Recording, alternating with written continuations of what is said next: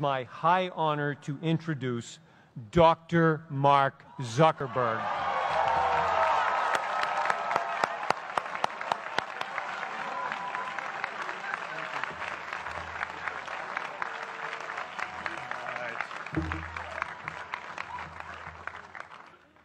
Today, I want to talk about purpose.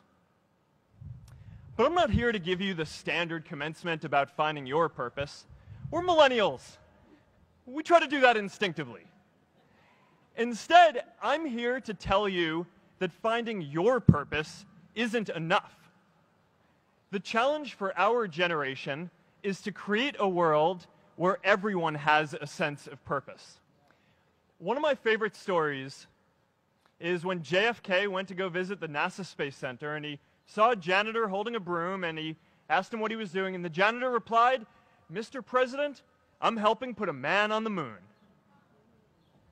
Purpose is that feeling that you are a part of something bigger than yourself, that you are needed, and that you have something better ahead to work for. Purpose is what creates true happiness. And you are graduating at a time when this is especially important. When our parents graduated, that sense of purpose reliably came from your job, your church, your community. But today, technology and automation are eliminating many jobs. Membership in a lot of communities has been declining, and a lot of people are feeling disconnected and depressed and are trying to fill a void in their lives. As I've traveled around, I've sat with children in juvenile detention and opioid addicts who've told me that maybe their lives would have turned out differently if they just had something to do, an after-school program or somewhere to go. I've met factory workers who know their old jobs aren't coming back and are just trying to find their path ahead. For our society to keep moving forward, we have a generational challenge to not only create new jobs, but create a renewed sense of purpose. I remember that night I launched Facebook from that little dorm in Kirkland House. I went to Noakes with my friend KX, and I remember telling him clearly that I was excited to help connect the Harvard community, but one day someone would connect the whole world. The thing is, it never even occurred to me that that someone might be us. We were just college kids. We didn't know anything about that. There were all these great big technology companies with all these resources, and I just assumed one of them would do it. But this idea was so clear to us that all people want to connect. So we just kept working on it, day after day after day. And I know that a lot of you are going to have your own stories just like this.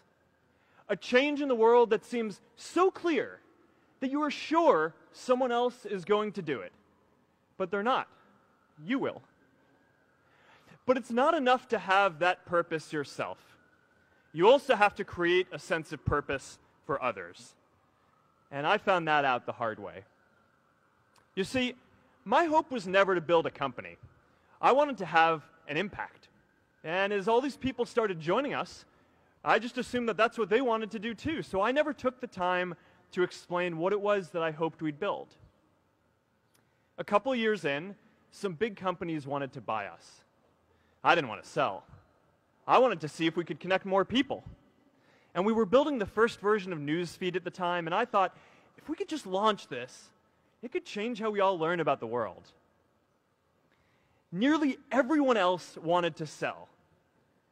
Without a sense of higher purpose, this was their startup dream come true, and it tore our company apart. After one particularly tense argument, one of my close advisors told me if I didn't agree to sell the company right now, I would regret that decision for the rest of my life.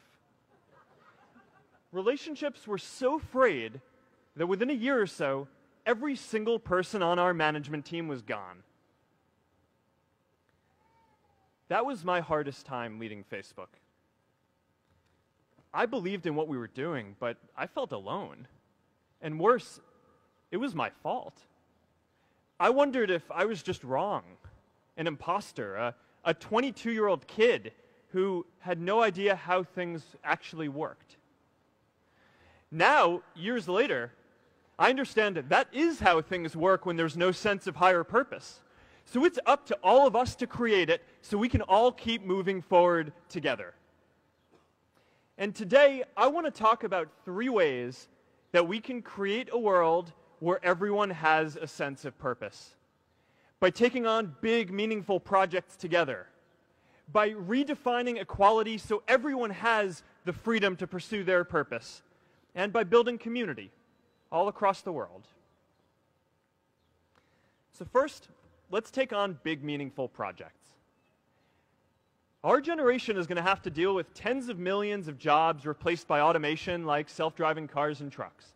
But we have the potential to do so much more than that. Every generation has its defining works. More than 300,000 people worked to put that man on the moon, including that janitor.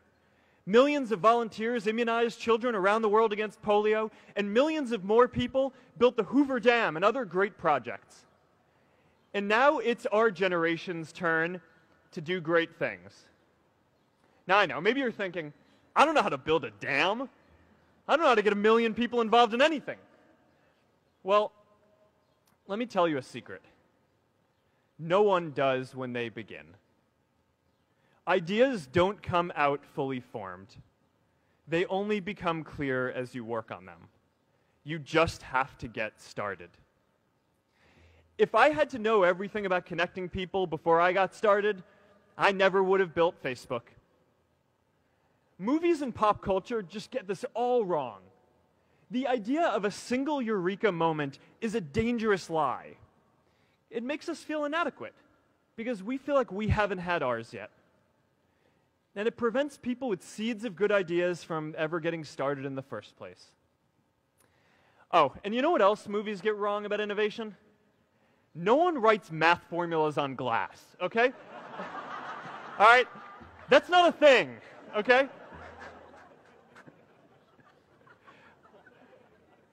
It's really good to be idealistic, but be prepared to be misunderstood.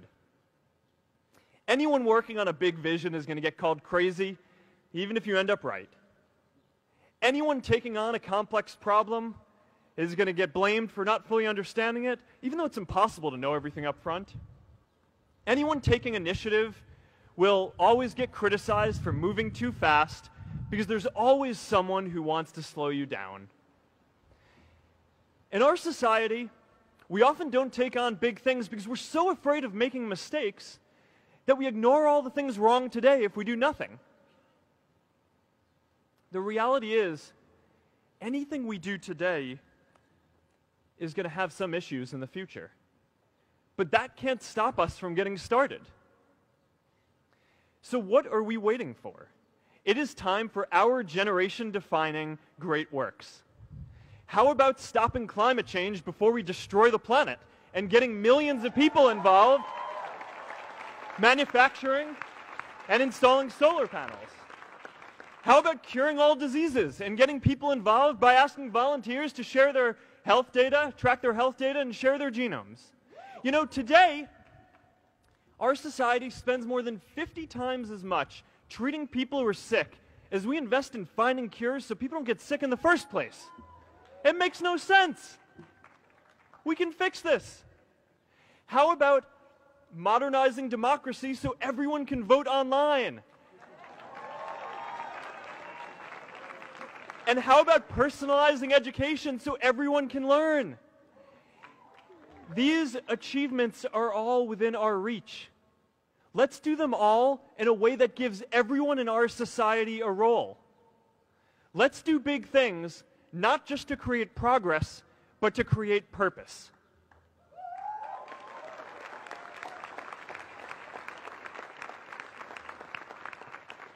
So taking on big, meaningful projects together is the first thing we can do to create a world where everyone has a sense of purpose. The second is redefining our idea of equality so everyone has the freedom to pursue their purpose. Now, many of our parents had stable jobs throughout their careers, but in our generation, we're all a little entrepreneurial, whether we're starting our own projects or finding our role in another one. And, you know, that's great, because our culture of entrepreneurship is how we create so much progress. An entrepreneurial culture thrives when it is easy to try lots of new ideas. Facebook wasn't the first thing I built. I also built chat systems and games, study tools and music players, and I'm not alone. J.K. Rowling got rejected 12 times before she finally wrote and published Harry Potter. Even Beyoncé had to make hundreds of songs to get Halo. The greatest successes come from having the freedom to fail. Now, today, we have a level of wealth inequality that hurts everyone. When you don't have the freedom to take your idea and turn it into a historic enterprise, we all lose. And right now, today, our society is way over-indexed on rewarding people when they're successful, and we don't do nearly enough to make sure that everyone can take lots of different shots. Now, let's face it, there is something wrong with our system when I can leave here and make billions of dollars in 10 years, while millions of students can't even afford to pay off their loans, let alone start a business.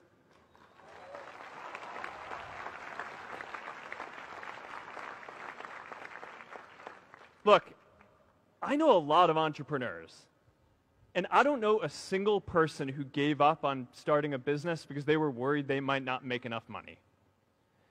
But I know too many people who haven't had the chance to pursue their dreams because they didn't have a cushion to fall back on if they failed. We all know you don't get successful just by having a good idea or working hard.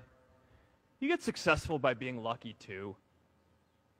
If I had to support my family growing up instead of having the time to learn how to code, if I didn't know that I was going to be fine if Facebook didn't work out, then I wouldn't be standing up here today. And if we're honest, we all know how much luck we've had to get to this point in our lives. Every generation expands its definition of equality. Previous generations fought for the vote and civil rights. They had the New Deal and Great Society.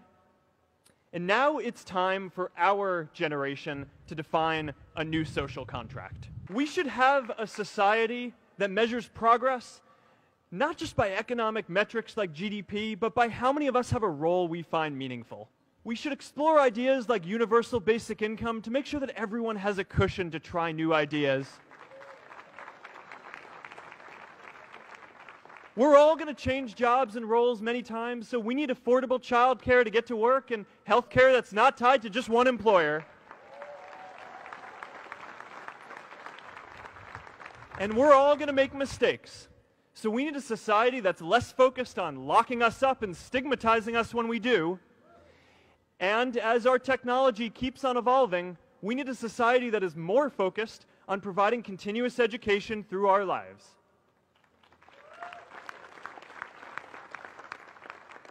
And yes, giving everyone the freedom to pursue purpose isn't going to be free.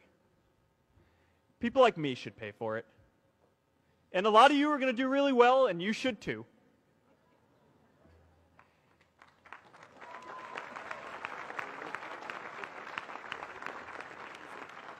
That is why Priscilla and I started the Chan Zuckerberg Initiative and committed our wealth to promoting equal opportunity.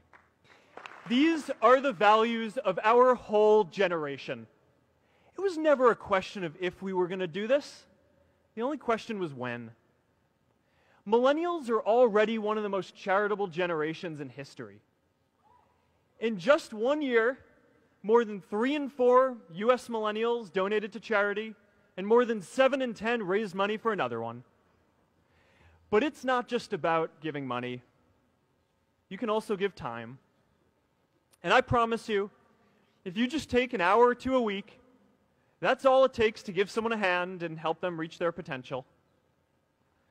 Now, maybe you're thinking, that's a lot of time. I'm not sure if I have that much time. I used to think that. You know, when Priscilla graduated from Harvard, she became a teacher. And before she'd do education work with me, she told me that I needed to get my own experience teaching a class. At first, I complained. You know, I'm kind of busy. I'm running this company. But she insisted. So I taught an after-school program at the local Boys and Girls Club on entrepreneurship. I taught those kids lessons on product development and marketing, and they taught me what it was like growing up feeling targeted for your race, and what it's like having a family member in prison. I shared stories of my time in school, and they shared their hope that one day they would get to go to college too. For 5 years, I've had dinner with those students every month. One of them even threw Priscilla and me our first baby shower. And next year, they're going to college. Every one of them, first generation in their families. We can all make time to give someone a hand. Let's give everyone the freedom to pursue purpose, not just because it's the right thing to do, but because when more people can turn their dreams into something great, we are all better for it.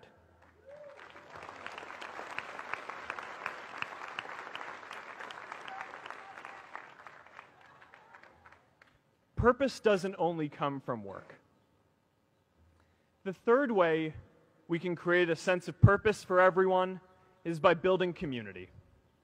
And in our generation, when we say purpose for everyone, we mean everyone in the world.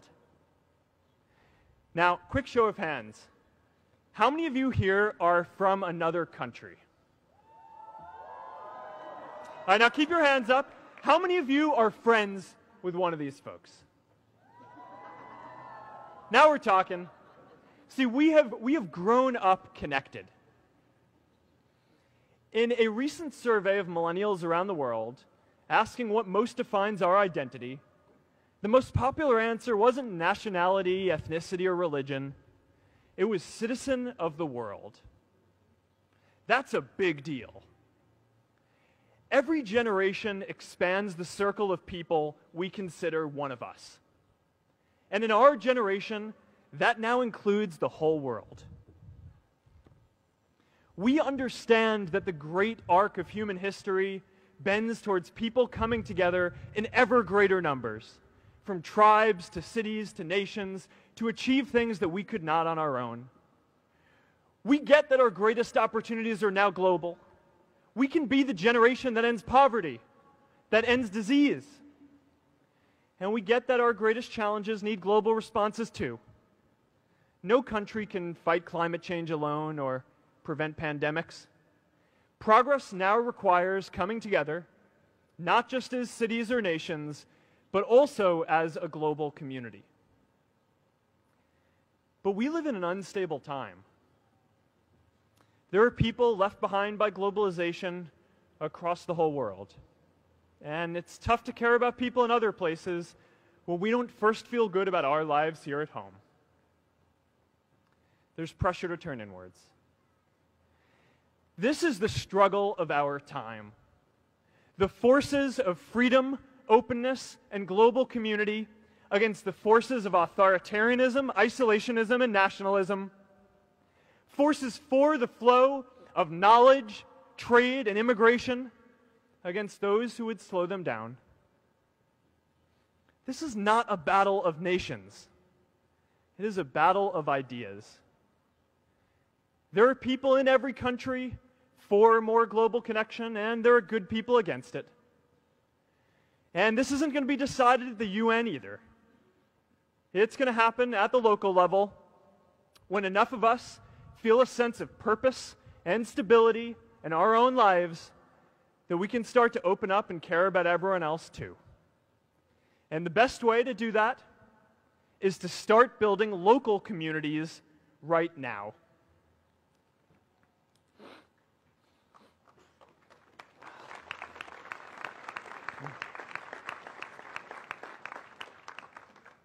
We all get a lot of meaning from our communities. Who here's from Elliott House? How about Lowell? I know you guys found community because you literally live right on top of each other. And Mather? I'll just leave that there. Whether our communities are houses or sports teams, churches or a cappella groups, they give us that sense that we are a part of something bigger, that we are not alone. They give us the strength to expand our horizons.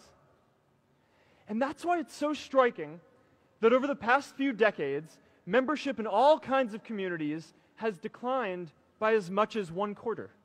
That's a lot of people who now need to find a sense of purpose somewhere else. But I know that we can rebuild these communities and start new ones because many of you already are. I met Agnes Segoye, who's graduating today. Agnes, where are you?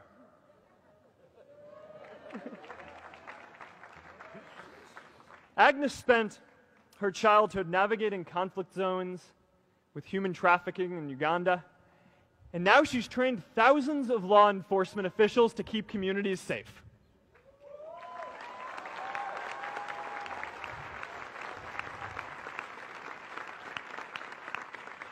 I met Kayla Oakley and Neha Jain, who are graduating today too. Stand up, guys. Kayla and Neha started a nonprofit that connects people suffering from chronic illnesses with people in their communities who are willing to help out.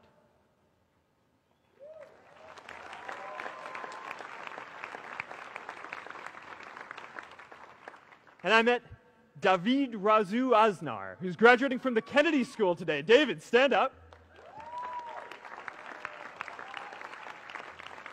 David is a former city councilor who fought to make Mexico City the first Latin American city to pass marriage equality, even before San Francisco.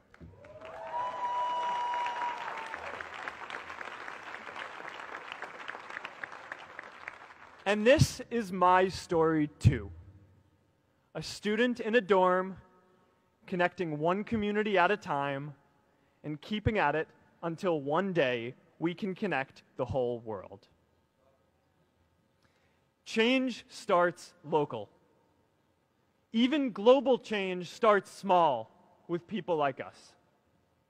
In our generation, the struggle of whether we connect more, whether we achieve our greatest opportunities, comes down to this: your ability to build communities and create a world where every single person has a sense of purpose.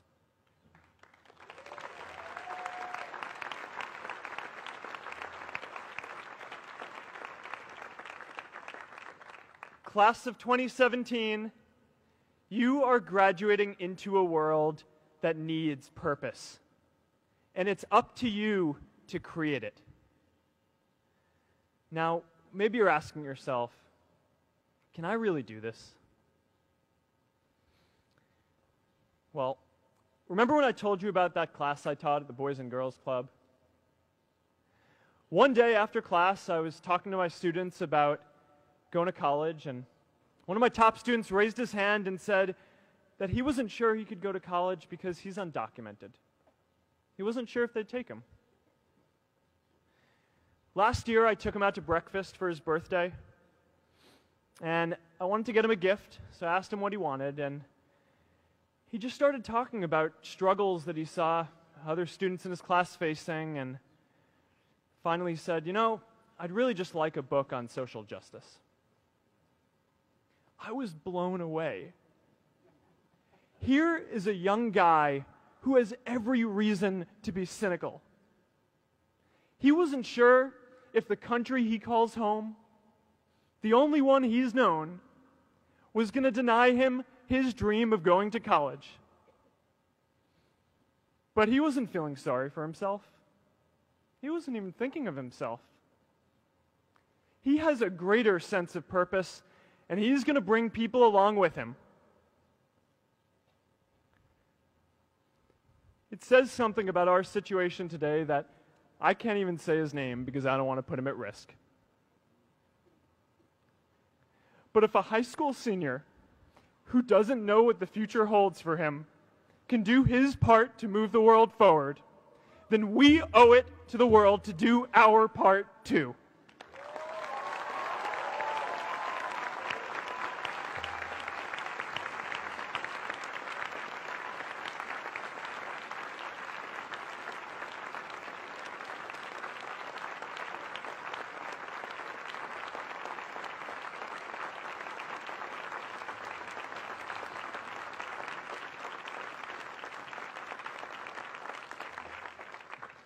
So before you walk out those gates one last time, and as we sit here in front of Memorial Church, I'm reminded of a prayer, Misha Berach, that I say whenever I face a big challenge, that I sing to my daughter, thinking of her future when I tuck her in at night.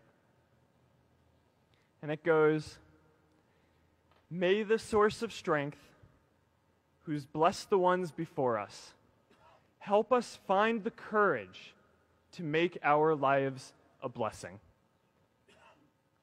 I hope you find the courage to make your life a blessing. Congratulations, class of 2017. Good luck out there.